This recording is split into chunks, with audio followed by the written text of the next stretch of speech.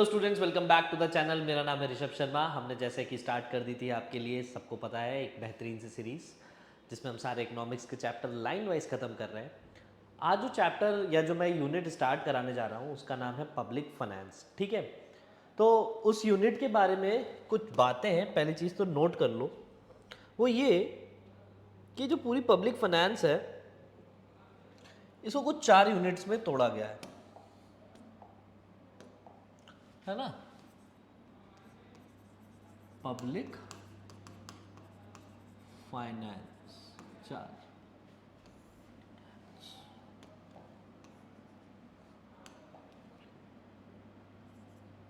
ठीक है, तो पहले पब्लिक फाइनेंस 1 2 3 में करते हैं। What is public revenue?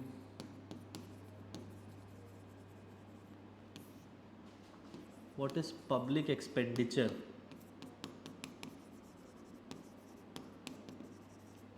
और व्हाट इज पब्लिक डेट? है ना। ये 3 यूनिट में अलग से तोड़ा जाता है ये चैप्टर। ठीक, तो हम लोग एक एक करके सारी यूनिट खत्म करेंगे। पहले रेवेन्यू, फिर एक्सपेंडिचर और फिर डेट। तो जैसा पहले पॉइंट पे स्टार्ट कर जा रहे हैं रेवेन्यू से, इसी के अंदर हम लोग पब्लिक फाइनेंस भी देख लेंगे। सबसे पहले पब्लिक रेवेन्यू। नाउ इसमें क्या क्या टॉपिक्स हम कवर करने वाले हैं नोट कर लो फटाफट। सबसे पहली चीज तो हमें पता होना चाहिए what is meaning of public finance.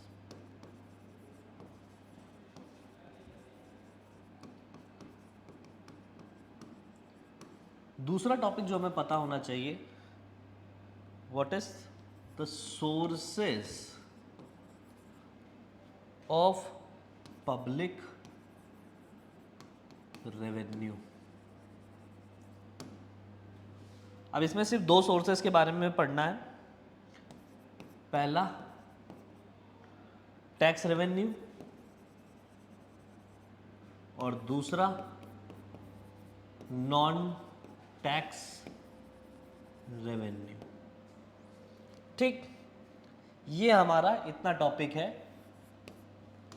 जिसमें हमारा पब्लिक रेवेन्यू खत्म होता है। तो ये चैप्टर स्टार्ट करने से पहले एक टॉपिक आता है, भाई पब्लिक फाइनेंस क्या होता है।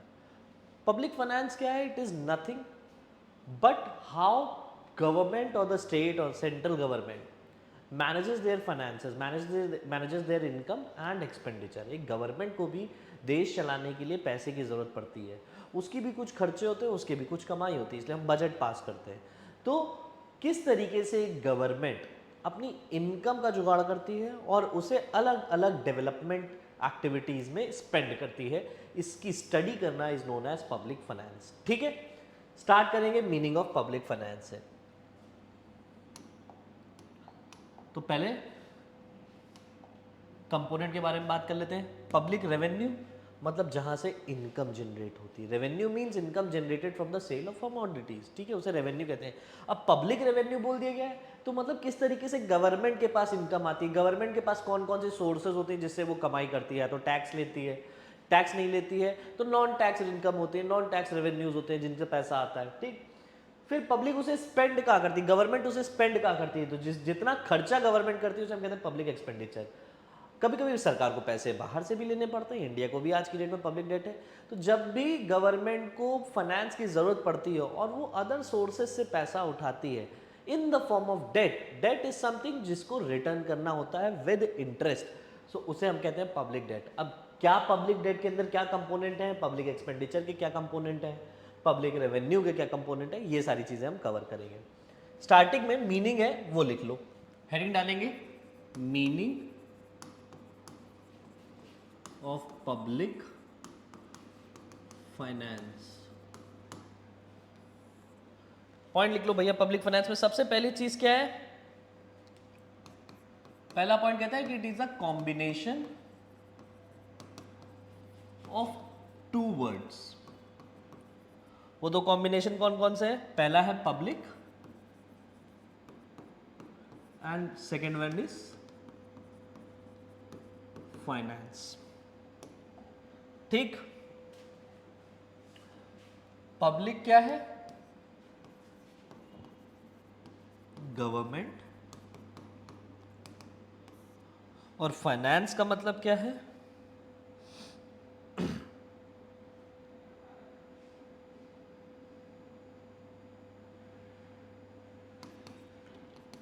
मॉनिटरी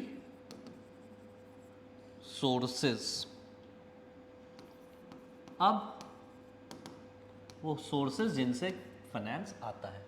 अब गवर्नमेंट कौन कौन सी होती है? सेंट्रल स्टेट दोनों गवर्नमेंट। पहला पॉइंट। सो पब्लिक फाइनेंस क्या होता है? किस तरीके से गवर्नमेंट अपना फाइनेंस मैनेज करती है, कि कहाँ से इनकम आएगी, किधर स्पेंड किया जाएगा, और कितना बाहर से डेट लेना है। यही सारी चीज़ें, यानी कि जो तीन कंपोनेंट है ना, ये तीन कंपोनेंट के बारे में अगर हमें पढ़ाई करनी है तो ये क्या हो जाता है? Public finance. तो इसकी डेफिनेशन लिखते चलो। पहली चीज़ तो ये हो गया कि दो वर्ड से बना है, पब्लिक और फाइनेंस। दूसरा पॉइंट क्या कहता है? दूसरा पॉइंट लिख लो,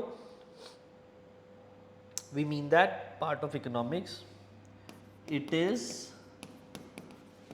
that part of economics, it is that part of economics where we discuss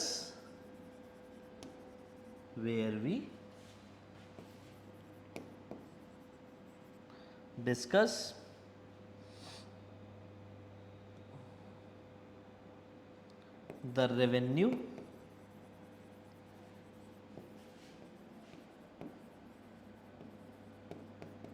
and expenditure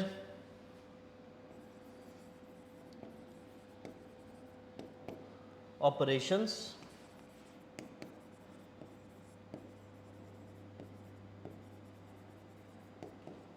of the government. ठीक, जहां पर गवर्नमेंट की कमाई और खर्चे मैनेज किए जाते हैं। ठीक, आओ भाई,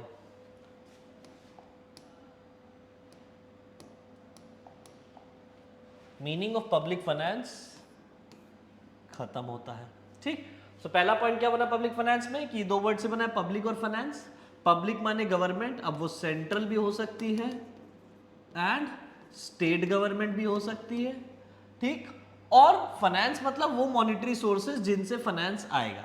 ठीक, so it is that part of economics where we discuss the revenue, कमाई, एंड एक्सपेंडिचर, दैट इज खर्चे ऑफ गवर्नमेंट। ठीक, अब आओ सबसे पहले कंपोनेंट पे पढ़ेंगे रेवेन्यू। ठीक, ध्यान से देखो भाई, रेवेन्यू में हमें क्या क्या कवर करना है। सोर्सेज ऑफ पब्लिक फाइनेंस अगला टॉपिक है। ठीक, इसमें टैक्स रेवेन्यू आएगा, नॉन टैक्स रेवेन्यू आएगा। तो टैक्स रेवेन्यू में तीन चीजें हैं, नोट कर लो।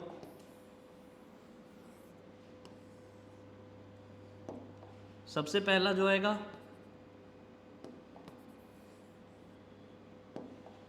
पॉइंट नंबर 1, डायरेक्ट और इनडायरेक्ट टैक्स क्या होते हैं। दूसरा जीएसटी। ठीक, ये दो टॉपिक अलग से आएंगे। और भाई शुरू करें। तो मीनिंग हो गया, पब्लिक फाइनेंस का मीनिंग हो गया। अब पढ़ेंगे क्या? Public revenue. लिखो, मीनिंग ऑफ पब्लिक रेवेन्यू। तो तुम्ही ने कहा रेवेन्यू मतलब क्या होता है? कमाई। रेवेन्यू मतलब कमाई। अब पब्लिक रेवेन्यू मतलब गवर्नमेंट की कमाई। गवर्नमेंट कहाँ से कमाती है भाई? गवर्नमेंट के पास पैसा कहाँ से आता है? हम तुम टैक्स देते हैं, वहाँ से आता है। गवर्नमेंट की खुद की भी कंपनीज होती हैं, कुछ सामान बेचती है, उनसे भी आता है। द गवर्नमेंट क्या बोलते हैं, अपने नॉन टैक्स रिसोर्सेज से भी कमाती है, टैक्स सोर्सेज से भी कमाती है, शीट से भी कमाती है। आपका चालान कट जाता है तो वो फाइन भी ले लेती है। तो ये सारी पैसा कहाँ से आता है? रेलवे जा रहा है, रेलवे चल रहा है, इसका भी पैसा गवर्नमेंट के पास, गवर्नमेंट की ट्रेजरी में जाता है। तो ये जितनी भी चीज़ें गवर्नमेंट, जितने भी सोर्सेज हैं जिनसे गवर्नमेंट कमाई कर रही है, वो सब किसका पार्ट होता है? पब्लिक रेवेन्यू का। अब इसकी डेफिनेशन लिख लो भाई फटाफट। What is public revenue? लिखो, the income of the government. What is public revenue? The income of the government from all the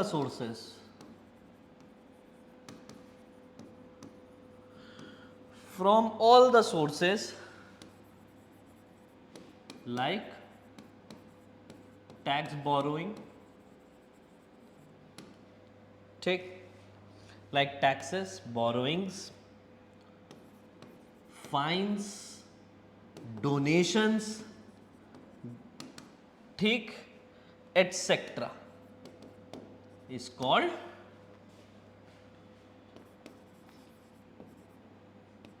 public revenue और पब्लिक इनकम।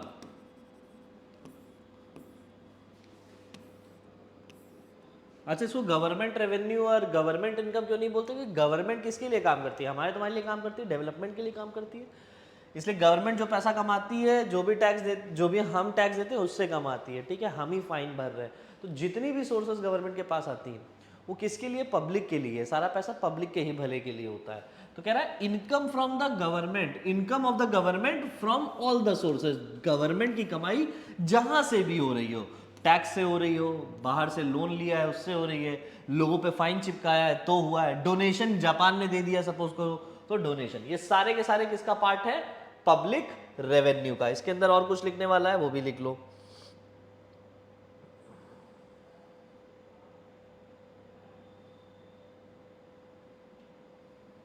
एक टर्म और आया है इसमें, पब्लिक रिसिप्ट, वो भी लिख लो।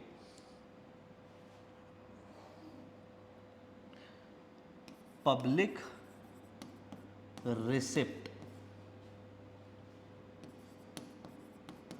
क्या होती है? Public receipts, public receipts are the receipts which include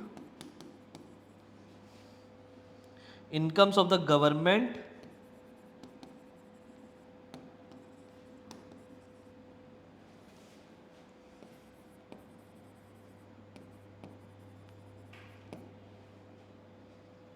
which it may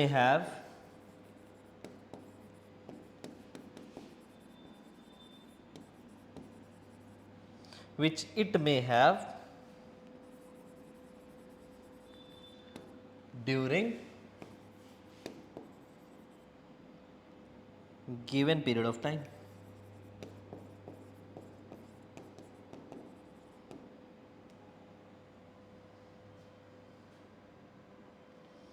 So includes all type of income जैसे कि बोरोइंग्स एंड टैक्स। सो कह रहा है पब्लिक रिसिप्ट, जो भी पैसा आता है उसे हम क्या कहते हैं? पब्लिक रिसिप्ट भी कह सकते हैं। पब्लिक रेवेन्यू, पब्लिक रिसिप्ट क्या? It includes all the incomes of the government which it may have during a period of time, given period of time, that is 1 year. हर साल एक बजट आता है ना, हर साल एक बजट आता है। उस बजट में क्या होता है? जितनी गवर्नमेंट की कमाई होती है वो नोट की जाती है, जितने खर्चे हो रहे हैं वो आता है, ठीक, किस डिपार्टमेंट को कितना पैसा मिलेगा, डिफेंस में कितना जाएगा, ठीक है, एजुकेशन में कितना जाएगा। इस तरीके से पब्लिक रेवेन्यू और पब्लिक एक्सपेंडिचर का कंसेप्ट बजट से रिलेटेड होता है अगर डायरेक्टली देखें तो।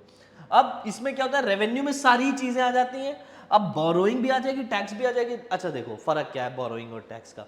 जब गवर्नमेंट बोरो करती है तो उसे वो ब्याज के साथ चुकाना पड़ता है। भाई तुमने लोन लिया है, तुम चाहे अब एक इंडिविजुअल भी हो, एक गवर्नमेंट भी हो, वर्ल्ड बैंक से अगर लोन लिया है तो तुम्हें पैसा देना पड़ेगा, विद इंटरेस्ट देना पड़ेगा। और टैक्सेस क्या है? हम तुम टैक्स देते हैं तो गवर्नमेंट क्या हमें टैक्स के बदले वापस करती है कि आपसे टैक्स लिया था तो टैक्स के बदले ये रिटर्न लीजिए।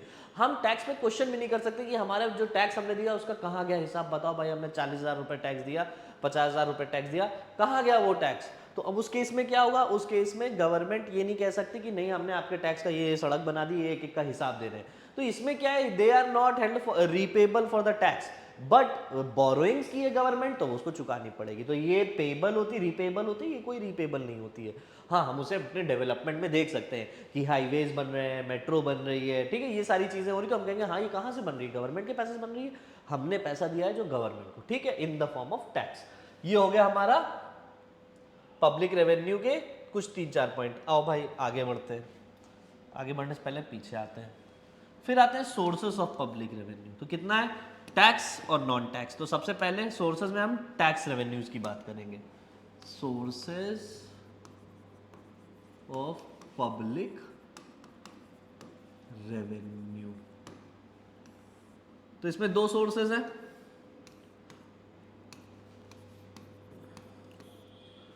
टैक्स और नॉन टैक्स। गवर्नमेंट के पास पैसा दो तरीके से आता है। सबसे पहले टैक्स वाला खत्म करेंगे। इसमें दो तरीके के टैक्स हैं, एक डायरेक्ट टैक्स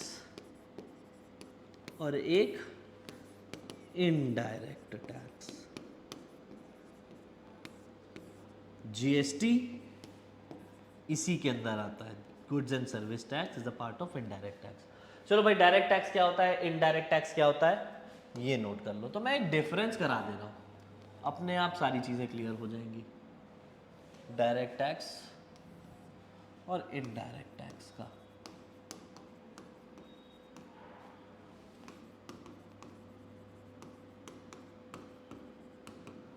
ठीक, नोट कर लो। चलो,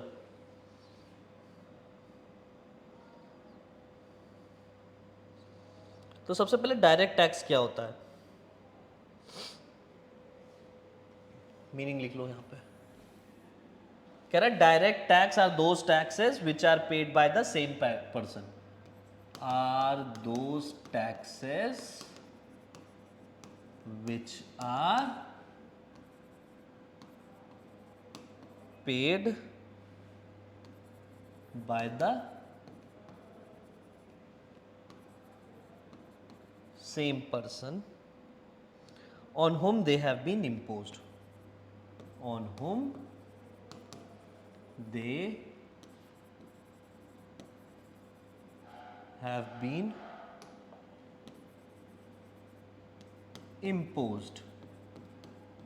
इसका क्या मतलब हुआ, देखो कुछ चीजें जो टैक्स आप पे करें, जैसे सपोज करो अगर अमिताभ बच्चन के कहते हैं ना अक्षय कुमार ने सबसे ज्यादा टैक्स दिया क्योंकि अक्षय कुमार सबसे ज्यादा कमाता है, तो इनकम टैक्स क्या हो गया, डायरेक्ट टैक्स हो गया। अब इनकम टैक्स, गिफ्ट दे रहे हो किसी को, वेल्थ टैक्स, इनकम टैक्स, ये सब क्या है।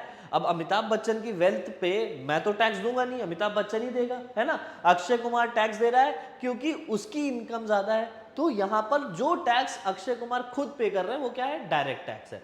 तो these are those taxes which are paid by the same person. अब जैसे क्या है, आप एक सामान खरीदते हो, सपोज करो एक चिप्स का पैकेट खरीदते हो, उस पर लिखता है 10 रुपए प्राइस है, उस पर लिखता है 10 रुपए price including all taxes, MRP including all taxes. तो वो जो टैक्स है वो कौन दे रहा है, तुम दे रहे हो, जो एंड कंज्यूमर है, चिप्स खरीद रहा है, कंज्यूम कर रहा है। लेकिन इनकम टैक्स क्या है, इनकम टैक्स जो क्या बोलते हैं इनकम है, जिसकी इनकम है उस पर पड़ता है। चिप्स बनाने वाले ने टैक्स इतना नहीं दिया है, आप जो कंज्यूम कर रहा है एंड कंज्यूमर जो होगा उसी से सर्विस टैक्स लिया जाता है, गुड्स एंड सर्विस टैक्स के फॉर्म में आता है। ये आपका एमआरपी इंक्लूडिंग एक टैक्सेस जो होता है वो हमने एक एग्जांपल दे दिया। ठीक, तो इनडायरेक्ट टैक्स क्या होता है, अगर मैंने कहा डायरेक्ट टैक्स वो है जिसपे जिसका बर्डन शिफ्ट नहीं होता है, तो इनडायरेक्ट टैक्स वो है जिसका बर्डन शिफ्ट किया जा सकता है अदर पर्सन पे। ठीक है, चिप्स बनाने वाले ने दिया है, उसने क्या बोलते हैं चिप्स बनाए, उस पे इंक्लूडिंग ऑल टैक्सेस, 10 रुपए के जो चार्जेस रखे हैं उसने कहा सारे टैक्सेस पेड हो जाएंगे गवर्नमेंट के, तो इंक्लूडिंग ऑल टैक्सेस। अब वो कौन टैक्स देगा, जो भैया चिप्स खरीदेगा। तो यहां पर क्या है, मैन्युफैक्चरर दे रहा है, नहीं, जो एंड कंज्यूमर है वो टैक्स पे कर रहा है। ठीक, तो अगर मैंने कहा direct taxes are those taxes which are paid by the same person on whom और पर्सन ऑन हुम दे हैव बीन इम्पोज, जिस पे इम्पोज किए गए वही पे करता है। तो इनडायरेक्ट टैक्स वो होते हैं जिनका बर्डन आप शिफ्ट कर सकते हो। लिख लो फटाफट, लिख लो। What are indirect taxes, are those taxes, are those taxes whose burden, अब वो बर्डन क्या पूरा नहीं, कभी कभी पूरा भी होता है, कभी कभी थोड़ा सा मैन्युफैक्चरर दे देता है, थोड़ा सा आपसे ले लेता है, और होल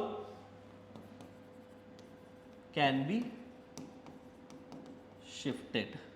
ठीक, एग्जाम्पल क्या हो गया ऐसे समझ लो, एक एग्जाम्पल लिख लो, एक्साइज ड्यूटी ऑन प्रोड्यूसर्स। ठीक,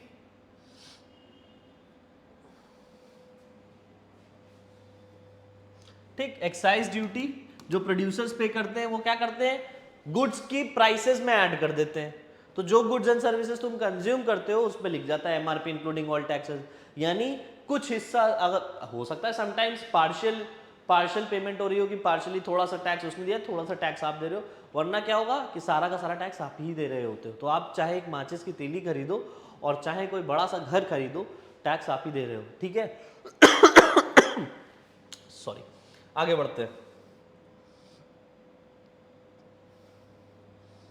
नेचर लिख लो इसमें एक पॉइंट, कह रहा है these taxes are generally progressive in nature, are generally progressive in nature. Progressive in nature क्या मतलब होता है प्रोग्रेसिव का? प्रोग्रेसिव का मतलब होता है rate of tax increases with the base of it. मतलब अगर कमाई बढ़ेगी तो टैक्स भी बढ़ेगा, ठीक। एग्जाम्पल मैंने क्या बताया था यहाँ पे?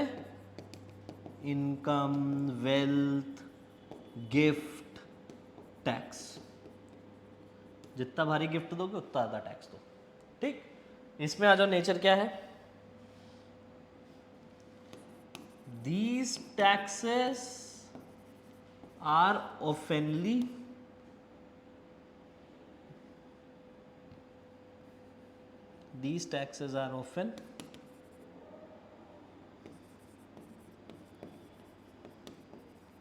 regressive as their burden fall on all person.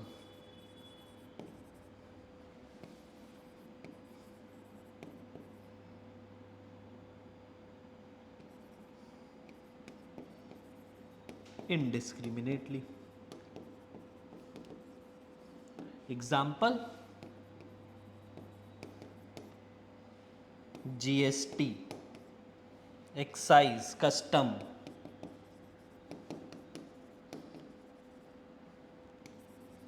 तो ये क्या होता है? रेग्रेसिव नेचर के होते हैं। रेग्रेसिव मतलब रेट ऑफ टैक्स जनरली कम कर दिया जाता है as compare to direct tax और प्रोग्रेसिव टैक्स। प्रोग्रेसिव मतलब क्या है? तुम कमाओगे तो तुम टैक्स ज्यादा दोगे, ठीक। रेग्रेसिव में क्या है? क्योंकि यहाँ पर जो बर्डन है वो शिफ्ट कर दिया जाता है। अब भाई एमआरपी इंक्लूडिंग ऑल प्राइसेस लिख के तुमने कह दिया कि एमआरपी इंक्लूडिंग ऑल टैक्सेस लिख के तुमने कह दिया कि चलो भाई अब थोड़ा सा कंज्यूमर दे देगा, तो यहाँ तो प्रोड्यूसर अपना बर्डन शिफ्ट कर दे रहा है। अगर कस्टम ड्यूटी, एक्साइज ड्यूटी बढ़ा दी जाती है तो प्रोड्यूसर अपनी जेब से थोड़ी देता है, वो तो तुमसे ही ले लेगा। तो यहाँ पर जनरली जो टैक्स रेट होता है वो रेग्रेसिव होता है। रेग्रेसिव मतलब रेट कम कर दिया जाता है एज कंपेयर जब बेस प्राइसेस बढ़ते हैं, जब बेस में चेंजेस होते हैं, ठीक। ये हो गया डायरेक्ट और इनडायरेक्ट टैक्स। अगर इसके अलावा और कुछ भी इसमें आए तो वो जरूरी नहीं है, आपने इतना कवर कर लिया, this is more than enough. अब इस सब इनके मेरिट्स और डीमेरिट्स कवर कर लेते हैं, ठीक। आओ भाई, सबसे पहले मेरिट्स कवर करेंगे, एक एक करके सारे लिख लो। सबसे पहला कह रहा है इकोनॉमी, दूसरा है इक्विटी, तीसरा है सर्टेनिटी, चौथा है elasticity, and fifth the last one civic consciousness.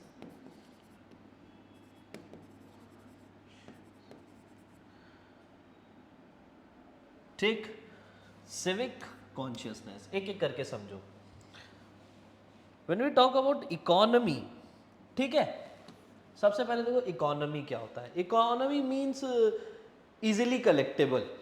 अब डायरेक्ट टैक्स की बात करो तो चाहे तुम 1000 करोड़ कमाओ, चाहे तुम लाख रुपए कमाओ, चाहे तुम 10 लाख रुपए कमाओ, जो ऑफिसर 1000 करोड़ रुपए की टैक्स असेस कर रहा है वही ऑफिसर क्या बोलते हैं लाख रुपए की भी करेगा, वही ऑफिसर 10 लाख की भी करेगा, 20 लाख की भी करेगा। तो कंपैरेटिवली क्या होता है, यहाँ पर ये जो टैक्स कलेक्शन होता है वो इकोनॉमिकल होता है from the government point of view. Government को ज़्यादा खर्चा नहीं करना पड़ता। अच्छा, इसका एक अभी डिमेरिट आएगा, वो भी समझना किस पॉइंट ऑफ व्यू से कह रहा है। तो सबसे पहले इकोनॉमी में लिख लो क्या क्या लिखना है। पॉइंट नंबर 1 मेरिट का इकोनॉमी, क्या लिखना है इसमें? पॉइंट नंबर 1 लिखो, It is saying the cost of collection of these taxes is relatively low. The cost of collection of these taxes is relatively low. मतलब इस टैक्स को कलेक्ट करने के लिए गवर्नमेंट को ज्यादा खर्चा नहीं करना होता है, ठीक है।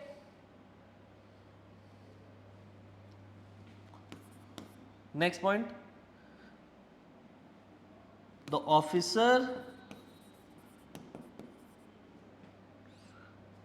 ठीक है, who assess small income, who assess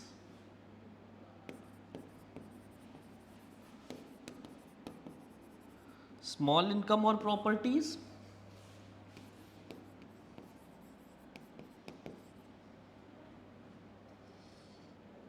can also assess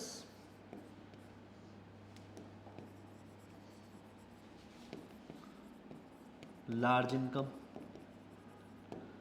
ठीक, ये दो पॉइंट पे समझ लो कि इकोनॉमिकल होता है। इकोनॉमिकल मतलब क्या हो गया कि कॉस्ट ऑफ कलेक्शन जो होता है इन टैक्सेस का वो लो होता है, ठीक, किस पॉइंट ऑफ व्यू से, ऑफिसर्स पॉइंट ऑफ व्यू से। अच्छा, ये अनइकोनॉमिकल कब होता है, जब जरूरत से ज्यादा लोग हो जाए। जैसे इंडिया में डायरेक्ट टैक्स कलेक्ट करना एकदम नाकों तले चने जमाने की बात हो गई है, अब तो सब 24/7 ऑनलाइन हो गया है, लेकिन पहले ये प्रोसीजर बहुत कॉम्प्लेक्स होता था, क्योंकि कितनी जनसंख्या है, पॉपुलेशन कितनी ज्यादा है, ठीक है, उसमें से कितने जो टैक्स पेयर हैं।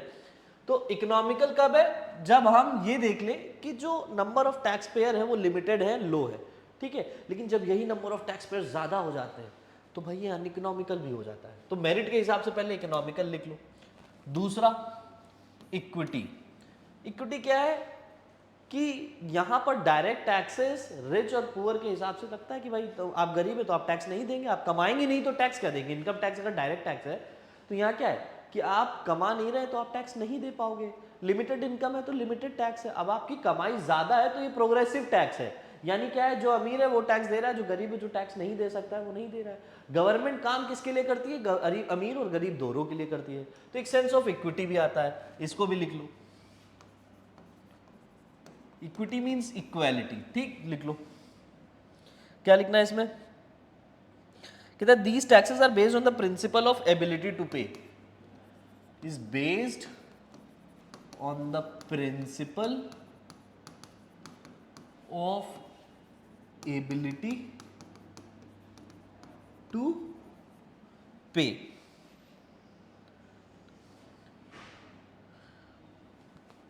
Next, burden of tax is equitably distributed, tably distributed, ठीक। तीसरा पॉइंट क्या होता है, it fall more heavily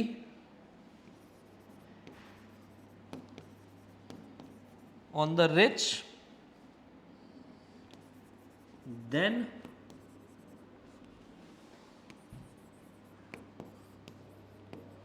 on the poor, ठीक है भाई। अमीरों पे ज्यादा भारी होता है ये टैक्स, क्यों, क्योंकि प्रोग्रेसिव है, ज्यादा कमाओगे ज्यादा टैक्स दोगे।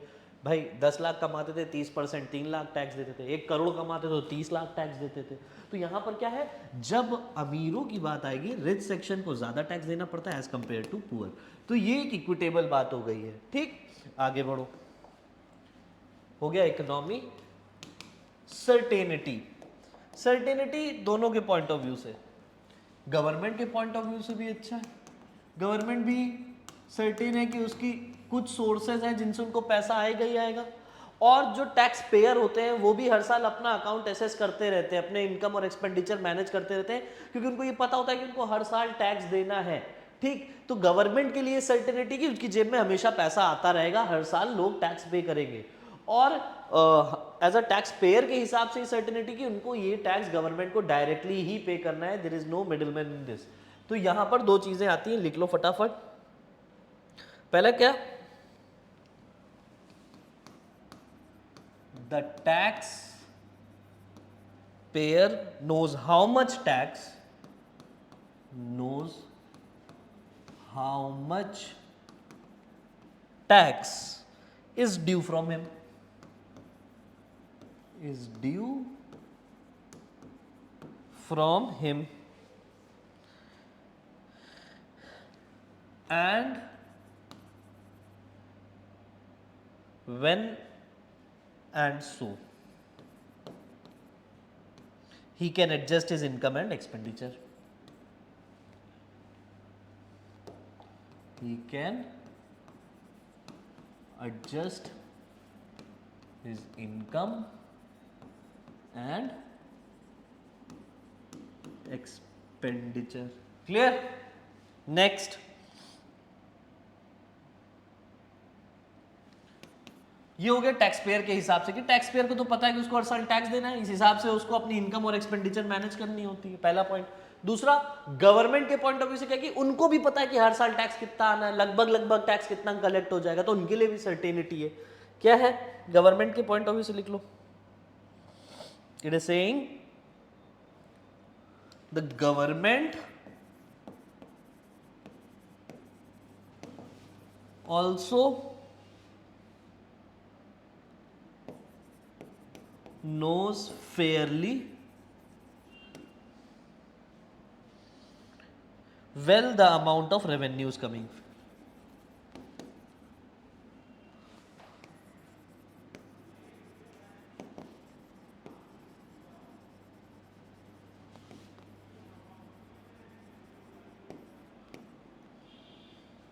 ठीक,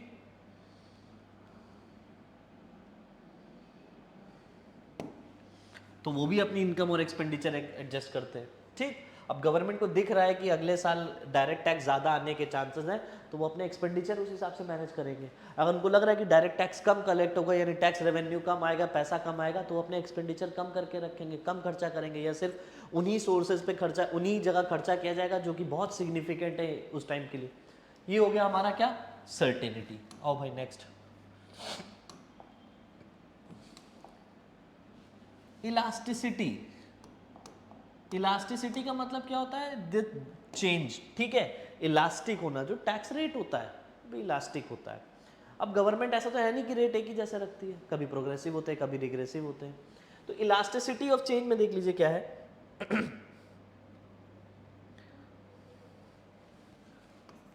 सबसे पहले इलास्टिक मतलब क्या होता है? जो स्ट्रेच हो सकता है। इलास्टिक क्या होता है? आप रबर बैंड दीजिए, जो स्ट्रेच होती है, कभी वापस रीशेप होती है। तो इलास्टिसिटी मतलब टैक्स रेट्स भी इलास्टिक होते हैं। कभी गवर्नमेंट टैक्स रेट बढ़ाती है अगर उसको लगता है टैक्स रेट जरूरी है, इन्फ्लेशन का टाइम आ रहा है, टैक्स रेट बढ़ा देने चाहिए, या कभी टैक्स रेट कम कर देती है जब गवर्नमेंट देखती है डिफ्लेशन हो रहा है। तो ये are the tax rates are subject matter to the elasticity. ये इलास्टिक होते हैं, कभी कम कभी ज्यादा होते रहते हैं। ठीक, आगे लिख लो फटाफट। क्या कह रहा है? पहला point, they are based on the canon of elasticity. Canon of elasticity मतलब सब्जेक्ट मैटर टू इलास्टिसिटी। ठीक, आगे बढ़िए। Next, government revenue. इलास्टिसिटी मतलब क्या है? Government revenues can be increased by raising tax rate, can be increased by raising tax rates in the time of crisis, in the time of crisis। ठीक है, crisis बोले तो क्या? Inflation. Inflation के time पे क्या होता है? टैक्स रेट बढ़ा दिए जाते हैं भाई जेब से पैसा कम करने के लिए। ये हो गया इलास्टिसिटी। आखिरी point, civic consciousness. Civic consciousness का मतलब होता है एक सिविल सोसाइटी क्रिएट करना।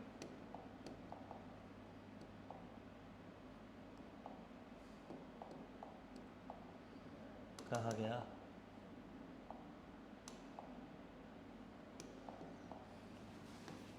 Civic consciousness. देखिए, जब आदमी टैक्स पे करता है, यहाँ आदमी क्या कहता है कि एक सब्जी खरीदने से पहले भी मोल भाव करता है, ठीक है। तुम कपड़े भी खरीदते हो तो भी देखते हो यार क्या डिस्काउंट चल रहा है, कहाँ अच्छा मिल रहा है ना। कुछ भी तुम कहीं भी पैसा खर्चा करते हो तो बड़ी पूछताछ करते हो। और जब तुम गवर्नमेंट को टैक्स देते हो तो जाहिर सी बात है तुम्हारे अंदर एक कॉन्शियसनेस आती कि यार मैं इस गवर्नमेंट को टैक्स दे रहा हूँ कि ये गवर्नमेंट काम कर भी रही है कि नहीं कर रही है, और अगर कर रही है तो कहाँ जा रहा है मेरा पैसा। तो अगर गवर्नमेंट काम कर रही है तो it should be visible to us कि भैया रोड्स बन रहे हैं, कितना बिजली आ रही है, रोड बन रहे हैं, डैम्स बन रहे हैं, ब्रिजेस बन रहे हैं, तो ये सारे काम दिखते हैं। जो दिखता है तो वो बिकता है भाई। टैक्स अगर काम टैक्स हमारा दिया जा रहा है, हम टैक्स दे रहे हैं, तो हम ये एज्यूम करते हैं कि हाँ ये गवर्नमेंट काम कर रही है। और अगर हमें नहीं लगता है काम कर रही तो हम अगले साल गवर्नमेंट बदलते हैं। तो कहीं ना कहीं कॉन्शियसनेस में, अगर सिविक कॉन्शियसनेस की बात करें तो एक रिस्पॉन्सिबल सिटीजन बनने की ओर आप कदम बढ़ाते हो। जब आप टैक्स पे करते हो तो अब आप रिस्पॉन्सिबल हो जाते हो गवर्नमेंट फाइनेंस को लेके, गवर्नमेंट की एक्टिविटीज को लेके, गवर्नमेंट क्या कर रही है, क्या मेरे पैसे का सही इस्तेमाल हो रहा है या नहीं। आप गवर्नमेंट से डायरेक्टली पूछ तो नहीं सकते कि लाओ भाई मैंने इतना पैसा दिया था, कहाँ गया मेरा पैसा, कहाँ लगाया। लेकिन you see it by visibly by the policies, the government policies which they are making, by the expenditure which the government are doing, ठीक है, on various development expenditure, ठीक है, और development of infrastructure। ये सारी चीजें सिविक कॉन्शियसनेस की तरफ लेके चली जाती हैं। आगे बढ़ो भाई। सिविक कॉन्शियसनेस में ऐसा कुछ लिखने वाला है नहीं, फिर भी देख लेते हैं। लिख लो it create a spirit of civic responsibility among the tax payer. Create a spirit of civic responsibility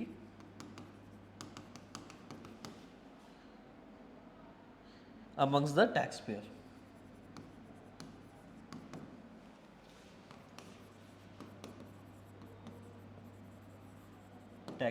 दूसरा पब्लिक अवेयरनेस, या मैं ये कह सकूं creates more awareness in public towards government activities। ठीक, ये हो गया, ये हो गया मेरिट्स। अब कवर करेंगे डीमेरिट्स। चलो भाई डीमेरिट्स लिख लो फटाफट, कितने डीमेरिट्स कवर करने हैं। डीमेरिट ज्यादा नहीं है। सबसे पहला अनपॉपुलर, दूसरा पॉसिबिलिटी ऑफ इवेजन,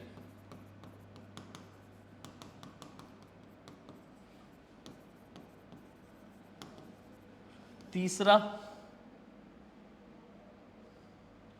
अनइकोनॉमिकल। देखो हो गया, अनइकोनॉमिकल भी बता दिया।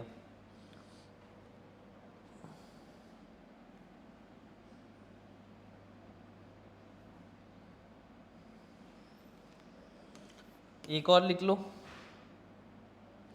नैरो।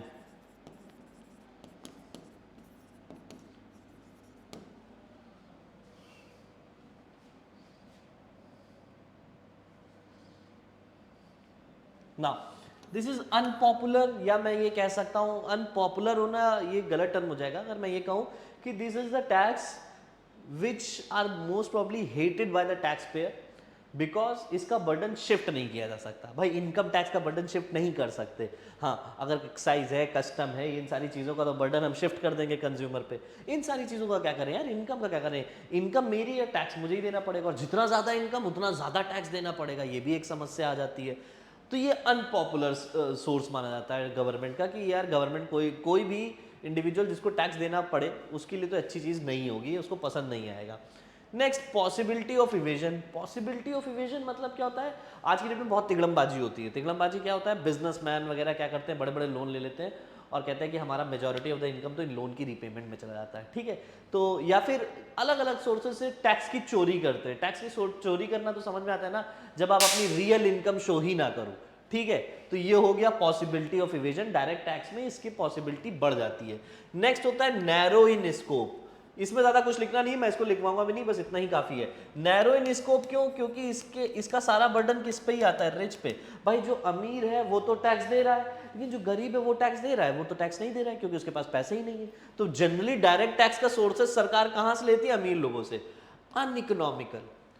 अभी सर आपने कहा था कि इकोनॉमिकल है, अब आप कह रहे हैं अनइकोनॉमिकल है। तो इकोनॉमिकल कब होता है?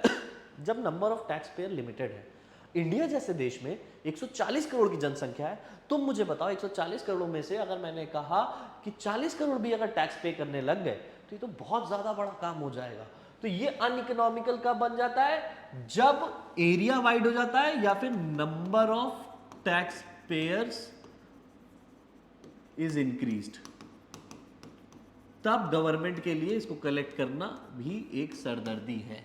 ठीक, लेकिन इंडिया में कलेक्ट होता है, डायरेक्ट टैक्स होता है भाई, बिल्कुल कलेक्ट होता है। अनइकोनॉमिकल बोल देने से नहीं होगा भाई, पैसे आ रहे हैं, कितना भी अनइकोनॉमिकल हो, मेन सोर्स ऑफ रेवेन्यू है भाई। ये हो गए हमारे डीमेरिट्स। डीमेरिट्स भी इतना कुछ ऐसा नहीं था जिसके लिए मुझे आप लोगों को लिखवाना पड़े।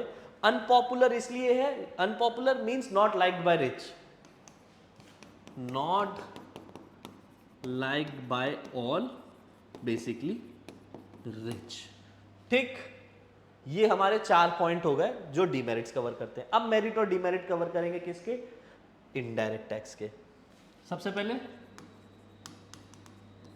Merits, indirect tax. क्या मेरिट है देख लो फटाफट।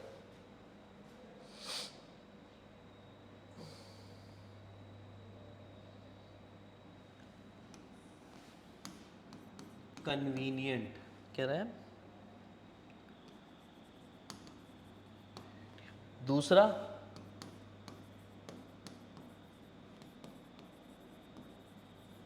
Wide coverage. तीसरा इक्विटी। चौथा दिस इज इलास्टिक। पांचवा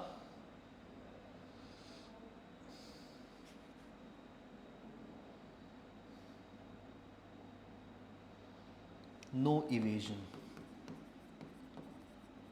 ये 5 पॉइंट याद रखते हैं। चलो सबसे पहले लिखते हैं कन्वीनियंट। क्यों इनडायरेक्ट टैक्स एक कन्वीनियंट सोर्स माना जाता है? ठीक है, सबसे पहली चीज़ कन्वीनियंट इसलिए होता है क्योंकि छोटे छोटे अमाउंट में कलेक्ट कर लिया जाता है। भाई आप कोई भी सामान खरीदो उस पर टैक्स इंक्लूडेड होता है। तो पहली चीज़ तो ये होता है कि गवर्नमेंट ऐसा नहीं कि साल भर आपका वेट करेगी कि आपकी ओवरऑल इनकम पे लगाएगी ये टैक्स।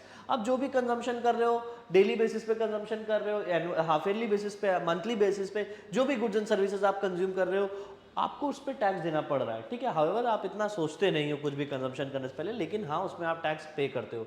दूसरा, ये एक साथ नहीं पे किया जाता है, ठीक, लमसम अमाउंट में या इंस्टॉलमेंट में पे किया जाता है, इसलिए बहुत कन्वीनियंट सोर्स माना जाता है। ठीक, तो इसके अंदर 2-3 पॉइंट बनेंगे, लिख लो फटाफट। पहला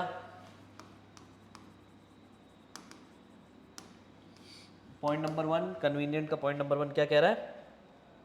paid in small amount that too at interval instead of in lump sum. Paid in a small amount, they are paid in small amounts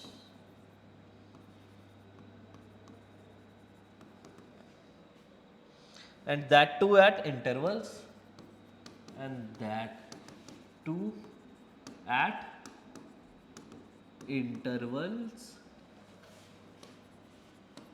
instead of lump sum। lump sum मतलब एक साथ। Next,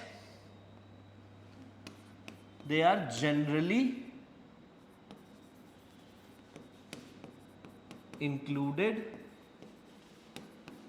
in the prices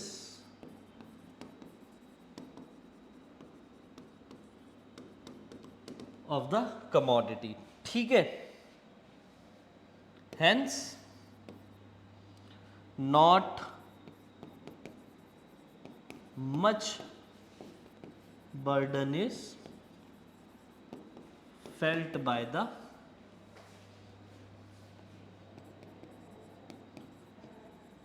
tax payer. तो ये convenient है कि small amount में दिया जाता है और स्मॉल इंटरवल्स पे दिया जाता है। दूसरा, ये प्राइसेस ऑफ गुड्स में ही इंक्लूड कर दिया जाता है, इसलिए टैक्स पेयर को इतना कुछ खासा फर्क नहीं पता चलता है क्योंकि उसको कंजम्पशन तो करना ही है। हो गया कन्वीनियंट।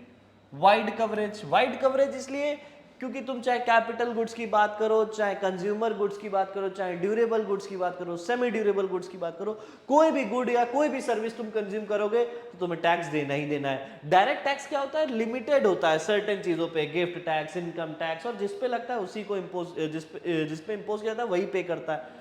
यहाँ क्या है, जितनी गुड्स एंड सर्विसेज इकोनॉमी में जनरेट हो रही है सब पे टैक्स लग रहा है भाई, सब पे तुम टैक्स दे रहे हो, तो वो क्या है, वाइड कवरेज तो हो ही गया। नेक्स्ट लिख लो इसमें भाई वाइड कवरेज। वाइड कवरेज में क्या क्या पॉइंट आ सकते हैं लिख लो। कह रहा है it is imposed on the large variety of goods, imposed on the large variety of goods so that most person contribute something, most person contribute something, है ना, something in the revenues।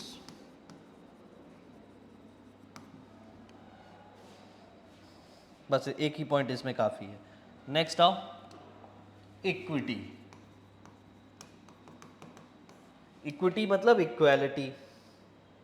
Equity किस लिए है, देखिए अब Lamborghini खरीद रहे हो तुम बाहर से मंगा के तो तुमको ज़्यादा टैक्स देना पड़ेगा, लेकिन घर में अगर यहाँ नैनो वैनो खरीद रहे हो तो इतना टैक्स नहीं देना पड़ता है। लेकिन अगर बाहर से आओगे तो just double, duty tax double हो जाता है कि 60 लाख की बाहर पड़ रही थी गाड़ी और 60 लाख रुपए ही इंडिया में टैक्स दे रहे हो।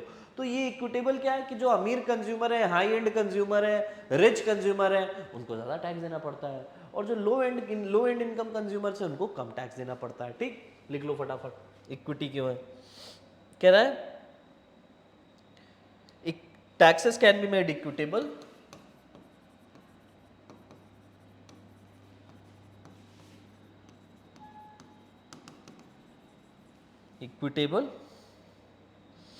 by imposing heavy taxes on luxury goods, by imposing heavy taxes on luxury goods consumed by rich consumers,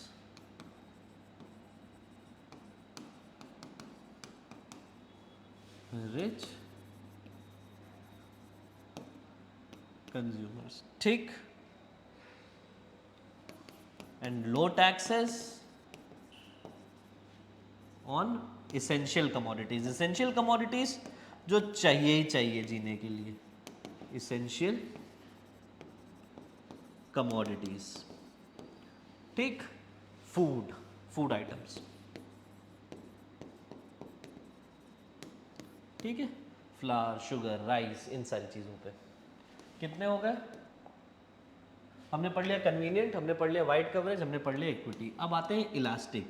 कह रहा है इलास्टिक कैसे है भाई, इनडायरेक्ट टैक्स भी इलास्टिक होते हैं क्या। इलास्टिक मतलब वही हमने पढ़ा कि भाई कभी भी चेंज हो सकता है, रेट कम ज़्यादा होता है। इलास्टिक इनडायरेक्ट टैक्स कैसे होता है, अब जैसे गवर्नमेंट को पैसे की कमी पड़ गई तो गवर्नमेंट ने क्या किया, गवर्नमेंट ने इसेंशियल कमोडिटीज़ पे भी टैक्स लगा दिया, जैसे कि रोटी मतलब आटा, दाल, चावल, ठीक है, ये सारी चीज़ें क्या है, ऑयल, शुगर, ये सारी चीज़ें क्या है, इसेंशियल आइटम है। अब तुम कमाओ या ना कमाओ, तुम राइस तो खाओगे ही, चावल तो खाओगे ही, फ्लावर भी कंज्यूम करोगे, ठीक है, शुगर भी कंज्यूम करोगे, तो दीज आर बेसिक या इसेंशियल आइटम्स जो होते हैं। अब गवर्नमेंट अगर इस पर डायरेक्ट टैक्स लगा रही है, तुम ऐसा तो है नहीं ये चीज़ों का कंजम्पशन बंद कर दोगे, तुम कंज्यूम करोगे। जब गवर्नमेंट को लगेगा कि भाई पैसे कम आ रहे हैं, क्या करें, तो इसेंशियल आइटम्स पे टैक्स लगा दीजिए। जैसे इसेंशियल आइटम पे टैक्स लगेगा, अचानक से गवर्नमेंट की जेब में ढेर सारा पैसा आ जाएगा, क्योंकि कंजम्पशन बंद तो होगा नहीं।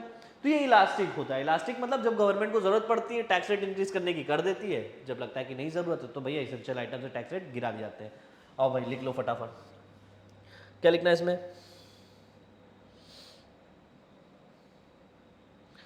कह रहा है tax can be made elastic and productive, taxes can be made elastic and productive. कैसे,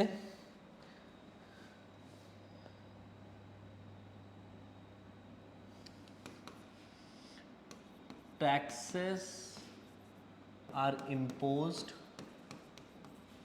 on essential goods whose demand is inelastic, whose demand is inelastic। ऐसे प्रोडक्ट जिनकी डिमांड इनइलास्टिक है, मतलब क्या हो गया कि तुम चाहे पैसा बढ़ाओ या ना बढ़ाओ, कंजम्पशन तो होगा ही होगा, डिमांड तो होगी ही होगी। तब क्या होता है, गवर्नमेंट की जेब में बहुत सारा पैसा रहता है। गवर्नमेंट ऑब्टेन हाई रेवेन्यूज, ठीक। लेकिन हाई रेवेन्यू इस तरीके से क्या गवर्नमेंट काम सही कर रही है? तो it is against equality also, against equality. क्योंकि जो अमीर है वो तो भाई उसको क्या ही फर्क पड़ेगा, वो तो कंजम्पशन करेगा ही करेगा। लेकिन जो लो एंड कंज्यूमर है, जिनको बेसिक नेसेसिटीज फुलफिल करने में बड़ी दिक्कत होती है, उनके लिए तो ऐसी तैसी हो जाएगी उन बेचारों की। तो ये this is against the canon of equality, ये भी पॉइंट रख लेना। 4 पॉइंट हो गए हमारे, खत्म। आखिरी बचता है no evasion. No evasion means indirect tax की चोरी नहीं हो सकती। कैसे नहीं हो सकती? क्योंकि कोई भी गुड्स एंड सर्विस मैन्युफैक्चर हो रहा है तो जीएसटी देना ही देना है। अगर बाहर से इंपोर्ट करके आ रहे हो तो एक्साइज देना ही देना है। तो ये सारी चीज़ों में चोरी हो ही नहीं सकती, क्योंकि सारी चीज़ें, जितना भी टैक्स है वो गुड्स एंड सर्विसेज पे लगता है, जो कि आप छुपा नहीं सकते। भाई फिजिकल टैंजिबल गुड्स हो जाते हैं, सर्विसेज हो गए हमारे, ये सारी चीज़ें किसका पार्ट हो जाते हैं? टैक्सेस का। ये सारे पार्ट हो जाते हैं हमारे मूवमेंट ऑफ गुड्स का, ठीक है।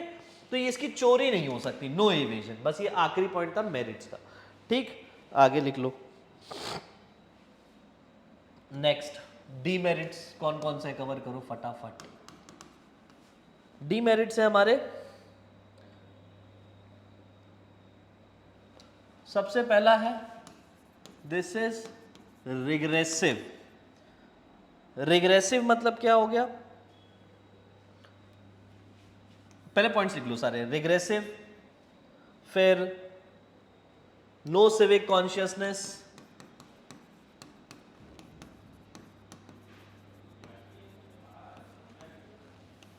ठीक। थर्ड अनसर्टेन, फोर्थ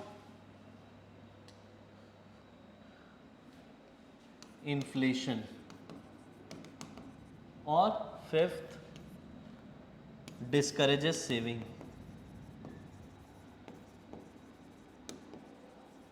देखिए क्या कहने की कोशिश कर रहा है। रिग्रेसिव मतलब क्या होता है कि ये टैक्स रिग्रेसिव होता है, इसको एडजस्ट करना बड़ा मुश्किल होता है। ये एक सबसे बड़ी डीमेरिट है। नो सिविक कॉन्शियसनेस क्या होता है? टैक्स, इसको एक तरीके से समझ लीजिए।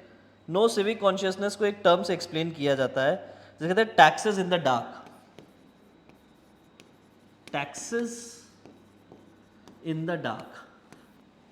अब आप छोटी से छोटी चीज कंज्यूम करते हो, आप कुछ भी कंज्यूम कर रहे हो, कोई भी कपड़े खरीद रहे हो, कोई भी चीज, शर्ट खरीद रहे हो, पैंट खरीद रहे हो, खाना खरीद रहे हो, रेस्टोरेंट से खाना कंज्यूम कर रहे हो, होटल में जा रहे हो, कुछ भी कर रहे हो, तो तुम्हें बिल दिया जाता है, उस बिल में टैक्सेस इंक्लूडेड होते हैं।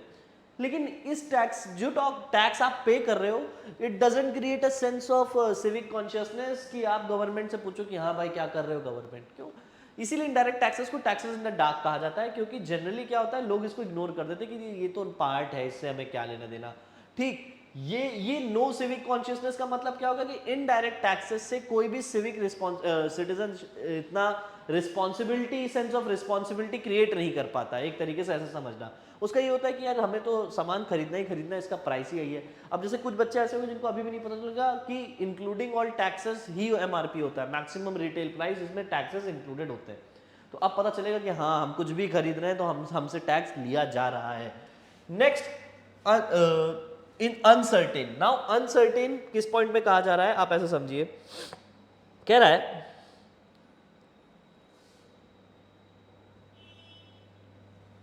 अनसर्टेन को इलास्टिसिटी से समझना।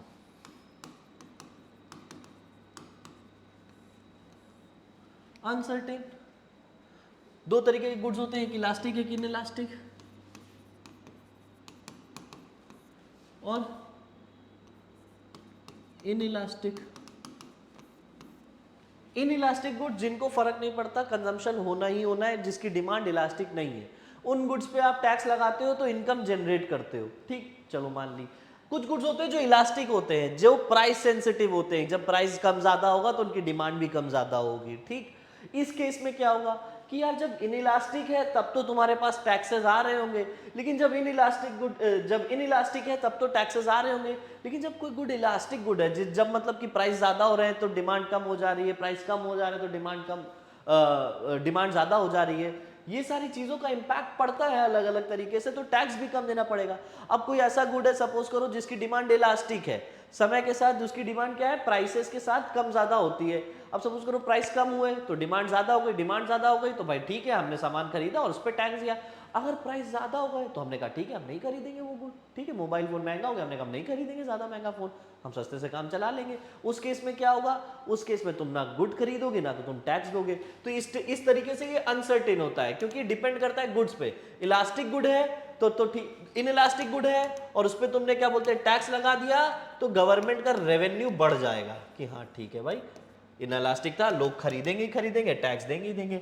इलास्टिक गुड है मतलब क्या है, वो प्राइस सेंसिटिव है, प्राइस सेंसिटिव, जब टैक्स बढ़ेगा तो प्राइस बढ़ेगा, प्राइस बढ़ेगा तो उसकी डिमांड कम होगी तो गवर्नमेंट क्या करेगा, रेवेन्यू कम हो जाएगा। तो ये इस तरीके से चलता है। अनसर्टेन दो पॉइंट ऑफ व्यू से, इलास्टिक और इनइलास्टिक। इलास्टिक जनरली रेवेन्यू कम होता है क्योंकि प्राइस सेंसिटिव मार्केट गुड्स की बात होती है, प्राइस बढ़ता है घटता है तो डिमांड में चेंजेस आते हैं, डिमांड में चेंजेस आएंगे तो तुम्हारी टैक्स में चेंजेस आ जाएंगे, ठीक है, तुम कम ज्यादा टैक्स दोगे। डिस्करेजेस सेविंग और इन्फ्लेशन। भाई मैंने कहा कि अगर गुड्स के प्राइसेस बढ़ रहे हैं तो इन्फ्लेशन भी तो बढ़ेगा। टैक्स के चक्कर में तुमने कहा कि हमें टैक्स रेट बढ़ा दिए, टैक्स रेट बढ़ा दिए, प्रोड्यूसर ने प्राइसेस बढ़ा दिए, प्राइसेस बढ़ा दिए तो चीजों के दाम महंगे हो गए, दाम महंगे हो गए तो इन्फ्लेशन, महंगाई। और अगर चीजों के दाम महंगे होते जाएंगे तो तुम बचाओगे क्या, इनकम क्या होता है, इनकम क्या होता है, या तो कंज्यूम होती है या तो सेव होती है। अगर तुम्हारा कंजम्पशन बढ़ता चला जाएगा यानी कि प्राइसेस बढ़ते चले गए, पहले जो चीज 10 रुपए की खरीदते थे वही चीज 20 रुपए की खरीदते हो, इनकम वही लिमिटेड है तो ऑटोमेटिकली तुम्हारी सेविंग कम हो जाएगी। और इकोनॉमी में अगर सेविंग कम हो गई तो इन्वेस्टमेंट कम हो गया। ये दो चीजें ऐसे ही चलती हैं कि एक इकोनॉमी में जितना सेविंग है उतना ही इन्वेस्टमेंट होना चाहिए। अगर सेविंग कम हो गई तो इन्वेस्टमेंट भी कम होगा, जिसका इंपैक्ट हमारी इकोनॉमिक ग्रोथ पे पड़ता है। ठीक, तो इनडायरेक्ट टैक्स के कुछ पॉइंट कि ये रिग्रेसिव होता है, इससे कोई सिविक कॉन्शियसनेस नहीं क्रिएट होती है। ये अनसर्टेन होता है क्योंकि कभी गुड्स की डिमांड इलास्टिक होती है तो कभी इनइलास्टिक। कुछ गुड्स आते हैं जिनकी डिमांड इलास्टिक होती है, कुछ गुड्स होते हैं जिनकी डिमांड इनइलास्टिक होती है। इससे इन्फ्लेशन होता है क्योंकि जब भी सरकार को टैक्स कमाने की जरूरत पड़ती है वो टैक्स रेट बढ़ा देती है, ऑटोमेटिकली चीजों के दाम बढ़ जाते हैं। लास्ट डिस्करेजेस था saving, it discourages the saving क्योंकि जब आदमी ज्यादातर पैसा अपने कंजम्पशन में खर्चा करेगा तो सेविंग में क्या करेगा। ये कुछ पॉइंट्स हमने कवर कर लिए पब्लिक फाइनेंस के रेवेन्यू में। अभी इसमें हमारा पॉइंट रह जाता है नॉन टैक्स रेवेन्यू, ठीक है। अच्छा, non tax revenue and GST, indirect tax. ये नॉन टैक्स रेवेन्यू अलग टॉपिक है, जीएसटी अलग टॉपिक है। ये हम लोग पार्ट बी में कवर करेंगे, ये वीडियो ज्यादा लंबी हो जाएगी, ठीक है। मिलेंगे नेक्स्ट क्लास में, तब तक इतने सारे नोट कवर करो। Thank you class.